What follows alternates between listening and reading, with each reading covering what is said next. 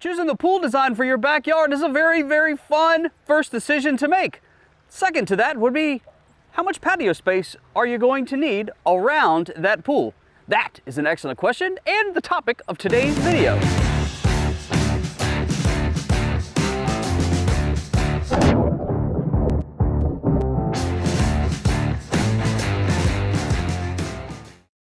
What's up, friends? I'm Christian with River Pools, and I want to start today's video with an interesting statistic. You might actually find when you begin using your pool that almost 90% of your time is spent not in the water. That means you're actually up on the pool deck or the patio area. So, how much space are you going to need? We're going to talk about a few different elements, a few different gathering spaces, and the dimensions that you are going to want to consider when designing the outdoor living space around the pool that you choose.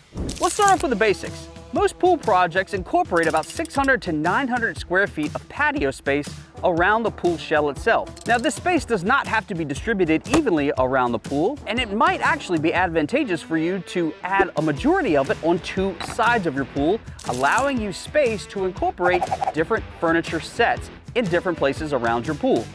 So let's talk about dimensions that will be required for different furniture options. You're going to need at least 30 inches between furniture and the pool's edge, and walking paths should be a minimum of 3 feet wide. If you're planning to have meals outside around a table, you're going to need a space that is at least 10 foot by 10 foot in dimension.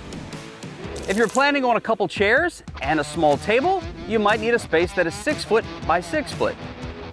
A space that is 6 foot by 6 foot would also accommodate a grilling station, but no furniture within that space. If you're planning to add a hot tub to your project, you're going to need a space that is at least 10 foot by 10 foot.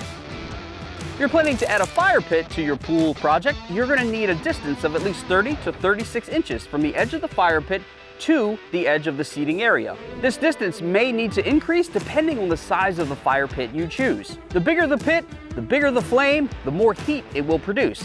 So keep that distance in mind and talk to your designer about how much space you might actually need.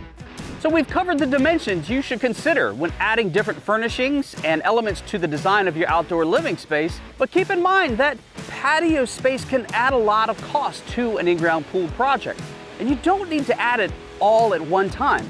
So consider adding it in stages, but make sure you plan for that space where the patio can be extended later. This offers many a budget-friendly approach to adding an in-ground pool to their backyard. As always, consult with your in-ground pool installer and local building officials to understand the codes and requirements that might dictate the final shape and design of your pool patio. I'm Christian with River Pools. I hope you found this video helpful today. We will see you in a future episode, my friends. Catch the wave.